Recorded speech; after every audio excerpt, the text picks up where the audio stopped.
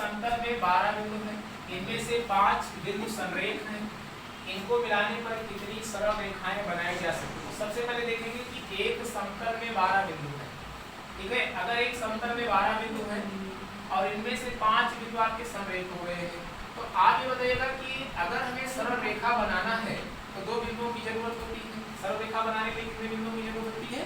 2 बिंदुओं की जरूरत होती है। तो सबसे पहले हम कहेंगे 12C2। अरे अगर इसने का यहाँ देखिएगा, अगर ये कहता कि संरेख ना है, अगर कहता संरेख नहीं है तो हमारा उत्तर हो जाता 12C2। देखिए ये कह रहा है संरेख है, तो आप बताइएगा अगर संरेख है तो कितने बिंदु आपके संरेख हैं? तो 5 बिंदु संरेख हैं, तो आप क्या करेंगे 5C2 माइनस कर देंगे। ध्यान दीजिए, अगर ये 5 बिंदु आपके संरेख हैं, यहाँ तक बात समझ में आई कि नहीं? 5C2 क्यों माइनस हो रहा है? क्योंकि इन 5 बिंदुओं से कोई रेखा नहीं बनेगी। अगर इन 5 बिंदुओं से एक रेखा मतलब आप देखेंगे कि एक सरल रेखा का निर्माण हो रहा है, इसलिए एक आप जोड़ दीजिए। क्या ये लैंग्वेज समझ में आया? हम कह रहे हैं कि 5 बिंदु से कुल कितनी रेखाएं बनाएगी? 5C2। और ये हो गया कि संरेख है, तो ये हो जाएगा माइनस, टोटल में से क्या हो जाएगा? माइनस हो जाएगा। और इन 5 बिंदुओं के द्वारा एक सरल रेखा बनेगी कि नहीं बनेगी? लेकिन इन 5 बिंदुओं से एक सरल रेखा बनेगी, यानी 5 बिंदु से 5 संरेख बिंदु से 5 संरेख बिंदु से एक सरल रेखा बनेगी। क्या ये लैंग्वेज समझ में आया कि 5 बिंदुओं से एक संरेख रेखा बन जाएगी?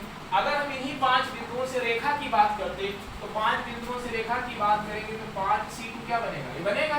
लेकिन ये संरेख होने के कारण से केवल एक रेखा का निर्माण होगा, तो 12C2 में से 5C2 पहले माइनस कर दो। क्यों? क्योंकि किसके कारण माइनस हो रहा है? संरेख की वजह से माइनस हो रहा है। किसके कारण से माइनस हो रहा है?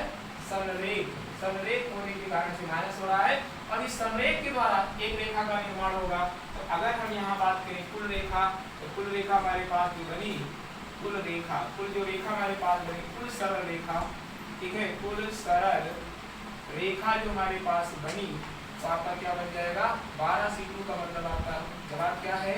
12C2। 12C2 का मतलब हो जाएगा 11 66 हो जाएगा, और माइनस ये कितना हो जाएगा आपका?